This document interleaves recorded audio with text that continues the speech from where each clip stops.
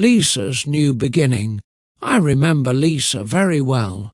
She lived down the street from me. Lisa was a quiet woman. She did not talk much. She always walked with her head down. People in the town said many things about her. Some were not kind. Lisa had no family in the city. Her husband had passed away many years ago. She had no children. She lived alone in a small apartment. Every day she went to work and came back home. She did not visit anyone. She did not smile much. Sometimes people laughed at her clothes. They said she looked strange. Lisa heard those words, but she never said anything. She kept everything inside her heart. I could see she was sad, but she never talked to anyone about it. She used to sit on the park bench for hours. She just looked at the sky or watched the birds. Sometimes she cried quietly. She tried to hide her tears. No one asked her if she was okay. No one really knew her story. One day I walked past her on the bench. I smiled and said, "Good morning." She looked at me with surprise. "Good morning," she said softly. That was the first time I heard her voice. Her voice was soft and kind. After that day, I started talking to her more.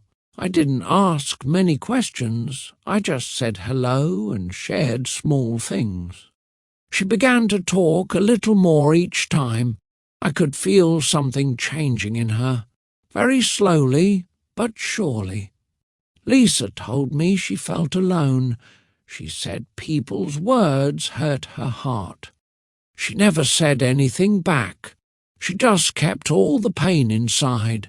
"I feel like no one sees me," she said one day, "like I am invisible." I listened. I didn't try to fix anything. I just let her talk. She said she had no friends. At work, people didn't talk to her much. At home, the silence was heavy. "Sometimes," she whispered, "I cry at night, and no one knows." My heart felt heavy when she said that. I could see how tired she was, not just in her body, but in her soul. One afternoon she told me something new. "I'm thinking about seeing a doctor," she said. "Not for my body, but for my mind." I nodded. "That's a good idea," I said. She looked at me with fear in her eyes. "Do you think I'm broken?" she asked. "No," I said. "I think you're brave." The next week she told me she found a therapist. "I have an appointment," she said. She looked nervous, but also strong.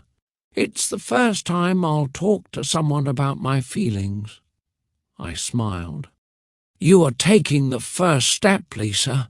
That is very important." Before her appointment, she sat with me in the park again. "I'm scared," she said, "but I want to feel better." I put my hand on hers. "And you will," I said. "In talking helps. You don't have to carry this alone." She smiled just a little.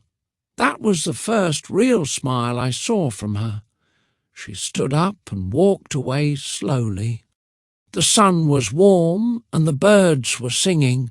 I watched her go and I felt something good in my heart. She was not the same Lisa anymore. She was beginning to change. She was starting her journey. The next time I saw Lisa, she looked different. Her shoulders were not so low, her eyes were not so sad. She sat next to me and said, "I went to the therapist." It was hard, but I talked. I smiled and said, "I'm proud of you." She looked at the sky and took a deep breath. Lisa told me what she said in her session, and I told her about my loneliness, about the pain I feel when people ignore me, about the words that stay in my head for days. Her hands were shaking a little, but she kept talking. She listened to me. She did not judge me. She said the therapist asked her many questions. What do you love, Lisa? What makes you smile? Lisa had no answer at first. I forgot how to smile, she told her. But then she remembered small things, like the sound of rain, the smell of fresh bread, and old music she used to love. That night she went home and played one of her favourite songs. She lit a small candle and sat by the window. It was quiet, she said, but not the same kind of quiet. This time I felt peace, not pain. That night she didn't cry. That night she slept. In the days after that she kept going to therapy. She also started walking in the park more. She said hello to people. Sometimes they smiled back. It feels nice, she said, like I'm part of the world again. I nodded and said, because you are. You always were. Lisa started writing in a notebook. She wrote down one good thing each day. Today I saw a baby laughing. Today a woman helped me carry my bag. Today I felt the sun on my face. Small things. But to Lisa they were big. Very big. Lisa came to the bench again. She was holding her notebook. She smiled and said, I want to read you something. I nodded and she opened the book. Her voice was soft but strong. I'm not broken. I'm healing. I'm learning to love myself again. She closed the book and looked at me. I still feel sad sometimes, she said. But now I talk about it. I don't hide it like before. I told her, that's brave, Lisa. That's very brave. She smiled, a real smile, the kind that stays in the eyes. One day she told me something new. I want to help others. I want to tell people that it's okay to ask for help, that pain doesn't last forever. Her eyes were full of light. She looked like a different person, but I knew it was always her, just hidden behind sadness. She started a small group in the neighbourhood. People came and talked. Some cried, some just listened. Lisa sat with them and shared her story. She told them about her dark days, but also about her new mornings. The group gave her more hope. Children in the park began to wave at Lisa. One little girl gave her a flower. Lisa smiled and said, that made my day. She added it to her notebook, a flower from a child. Lisa was not alone anymore. People saw her. She saw them too. One evening I saw her helping an old man cross the street.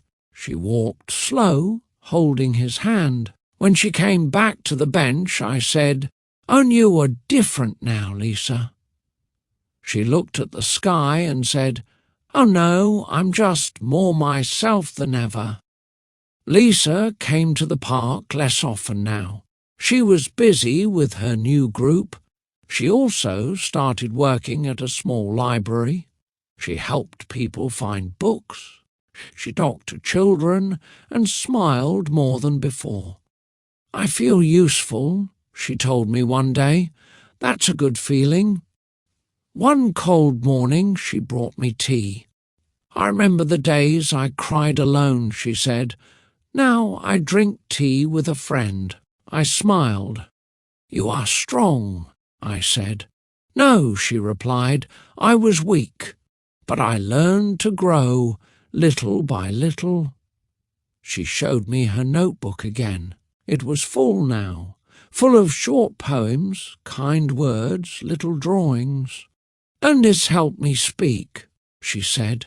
And I couldn't talk to people, I talked to this book. I looked at the pages. They were full of hope. Lisa now helped others write too. Everyone has a story, she said. Even if it's small, it matters. Her eyes were full of love when she said that. I want to be someone who listens, she added. Because someone once listened to me. I told her I was proud of her. She laughed and said, "It's strange. I used to feel invisible, but now I feel seen. I feel alive." Lisa was not just healing, she was shining, and people around her could feel that light. She sat next to me and said, "You know, I still get sad. But now sadness is not my home. It just visits sometimes." I nodded. Her words were soft but full of truth. Lisa had changed, and in her change she changed others too. One sunny afternoon, Lisa stood in the park with a small group.